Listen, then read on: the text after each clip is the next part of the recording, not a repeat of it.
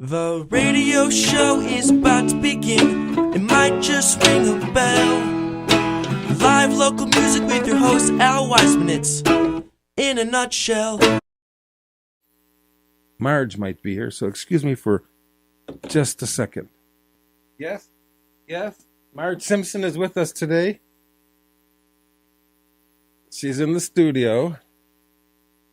And I have one question for you, Marge. Yes? Last time you were on the show, you left Homer in the car on a 91-degree temperature day with no air conditioning on because the car was turned off to preserve And the windows gas. were rolled up. I understand these things. How is it, Homer?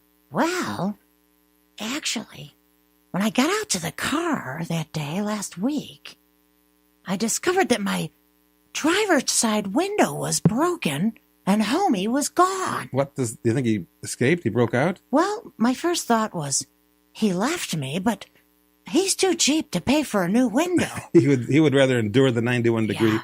Yeah. So okay. I knew that wasn't the case. And then I noticed there was a sticker on the passenger side window. So I walked around and I saw that it was none other than the Humane Society. They had broken my window, snatched my Homie, and slapped a sticker on my No, they broke car. your window and saved your Homie. Well, that's a matter of opinion. I'll tell you what, though.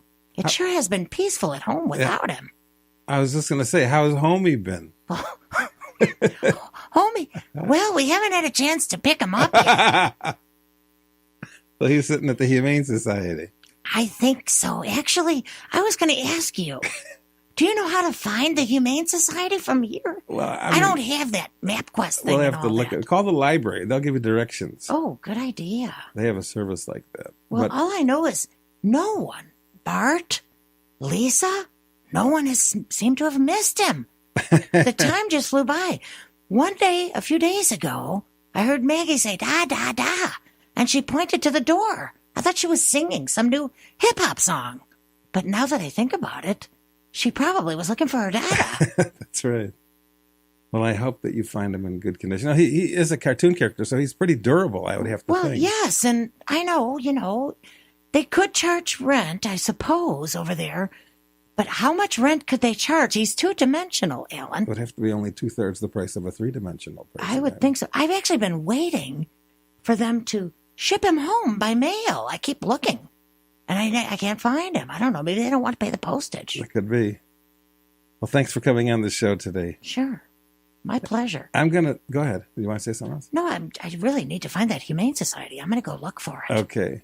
So here I was driving along on Rollins Road, when suddenly there was a giant Harley that rode up alongside me with a huge, scary couple on board. So, naturally I waved. I was trying to make friends, and of course, so they wouldn't stab me at the next stop sign. Well, that was friendly, and I think that was also smart.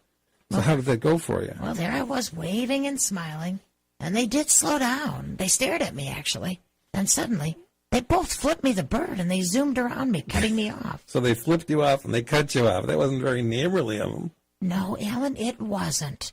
So there I was, being forced to stare up the backside of a 400-pound woman wearing nothing but a biker's jacket and a yellow thong. Yeah, but that's an image you won't soon forget. I know that just hearing about it, I'm not going to soon forget it. I'm telling you, it's 400-pound woman wearing nothing but a biker's jacket and a thong. a yellow thong. I'll never forget the color either. It had little brown spots on it. Well, at first it was just like a big fleshy blur. But as my eyes came more and more into focus, I saw two huge tattooed butt cheeks slapping together in the wind. It was frightening. That is nasty, nasty, nasty, nasty. Were you able to read what the tattoos said? Well, unfortunately, Alan, yes, I was close enough to read them. So the left cheek says, Big Mama. And the right one said, if you're close enough to read this, I'm going to floss your teeth with my thong at the next stoplight. Whoa, that sounds threatening. At this time, I have two ladies in the broadcast booth who have some kind of a dispute raging between them. So I would like each of you to please say who you are, and so that basically you can plead your case on the air. My name is Jasmine, and I am married to the owner of the Quickie Mart in Springfield. Okay, and ma'am? Well, I know who you I are. think you know who I am, Alan. Yes, Marge Simpson. Okay, who wants to start talking about the incident that occurred at the Quickie Mart last week that led to Marge being banned from entry to the store for life? I think I can tell you the story. Well, I was watching the store when this woman...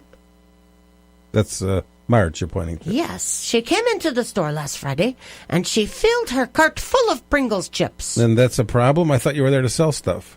Really? Is that a crime, Alan? My homie wanted me to pick up the last containers of the pecan pie Pringles. I love those pecan pie Pringles. He absolutely loves them, too. Now, is that such a crime? Marge, yes, it is. I told you that my sick grandmother wanted one little container of pecan pie Pringles, but you would not let me take even one. I reached into your cart and grabbed one, and Marge shoved me, knocking me down to the floor. Well, actually... excuse my laughter. I'm not laughing at this, ladies. Well, actually, Alan, she shoved me first while trying to grab what was in my cart. I merely put my arm up to prevent her from taking the canister, and then she fell. And then do you know what she actually did? She called the police on me. They arrested me. I now have a mugshot. So they arrested you and took you to jail? And did it take as long for Homer to bail you out as it did for you to retrieve him from the Humane Society a few months ago? Well, actually, no. He was there within 48 hours to retrieve me. My poor homie was sick as a dog. He showed up in his underwear. It was a nightmare. Was he wearing the yellow underwear? Just kidding. What was it like being in the clink, Marge? Well, there was this big woman named Bubba. And it was very traumatizing. I can't go into details. I think she gave me a cold, though. Oh, my goodness. Well, that sounds like a pretty unfortunate incident. But, Marge, I understand you have something for Jasmine with you today. Yes, Alan. Even though she was very rude, I bought her a can of pecan pie Pringles today to give to her grandmother. Well, that was very nice of you.